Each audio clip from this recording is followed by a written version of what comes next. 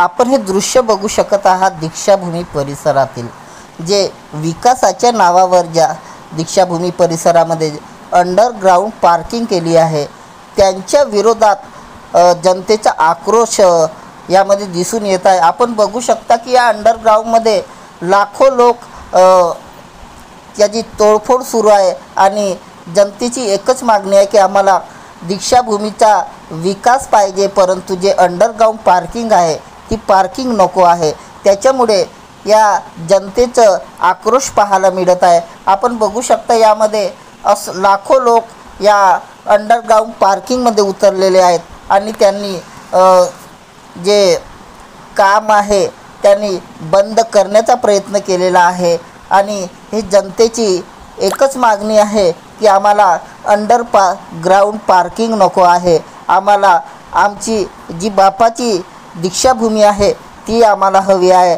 जे 14 ऑक्टोबर 1956 साली बाबासाहेब आंबेडकरांनी दीक्षा घेतली त्या परिसरामध्ये आम्हाला अंडरग्राऊंड पार्किंग नको आहे अशी जनतेची मागणी आहे। आपण बघू शकता की कशा पद्धतीने जनतेचा यामध्ये आक्रोश दिसत आहे आणि जनता नारे पण देत आहे की आम्हाला यामध्ये पार्किंग नको आहे। आपण हा व्हिडिओ शेवटपर्यंत पहा।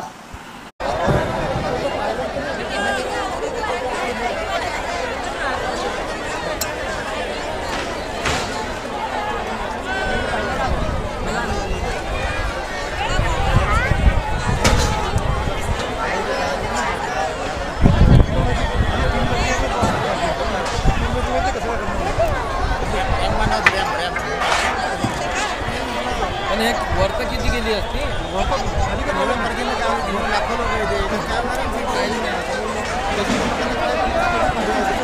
पार्किंगची गरजच नाही आहे।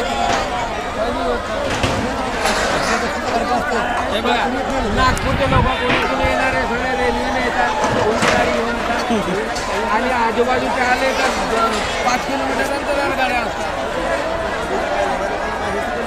मग हेच जागा कमी पडून राहिली उभं राहायला। नाही दुसरा स्टॉल धोका आहे पार्किंग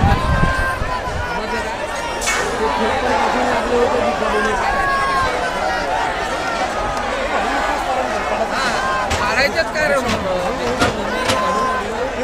अंडरग्राऊंड मारायची एकदा पार्किंगचं कोण बनवलं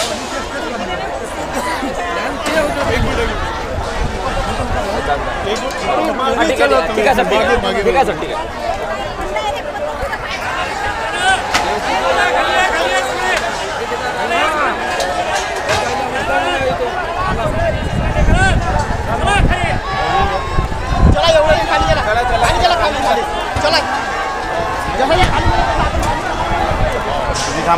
पार्किंगमुळे धोका आहे, आपल्या इमारतीला धोका आहे, स्तूपाला धोका आहे आणि जेवढी जागा मोकळी राहील तेवढे समाज बांधव आता आपल्याला बघतच चालू आहे की समाज बांधव ज्यावेळेस एका जागी येतात तर ह्या ग्राउंडचा किती मोठा त्यांचा फायदा होतो त्यांच्यासाठी।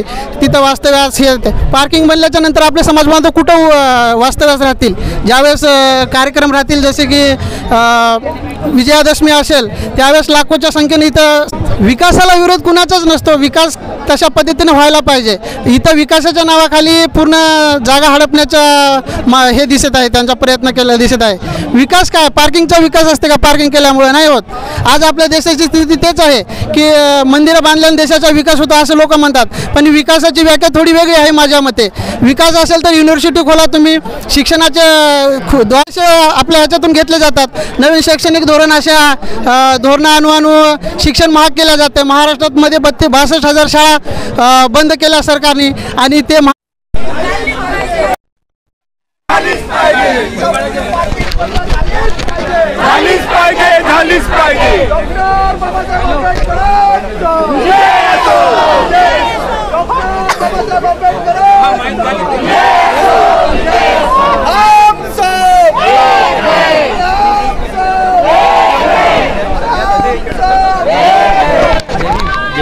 बोला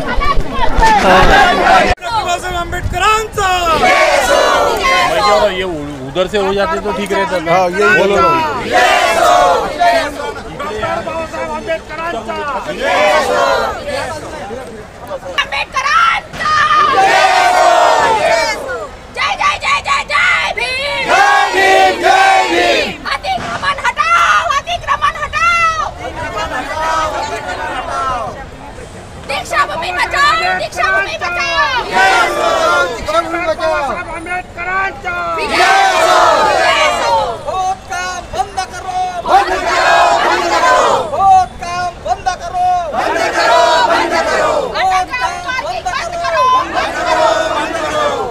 दीक्षाभूमी आमच्या हक्काची नाही कुणाच्या बापाची. दीक्षाभूमी आमच्या हक्काची नाही कुणाच्या बापाची. परमपूज्य डॉक्टर बाबासाहेब आंबेडकरांचा विजय असो, विजय असो. परमपूज्य डॉक्टर बाबासाहेब आंबेडकरांचा विजय असो, विजय असो.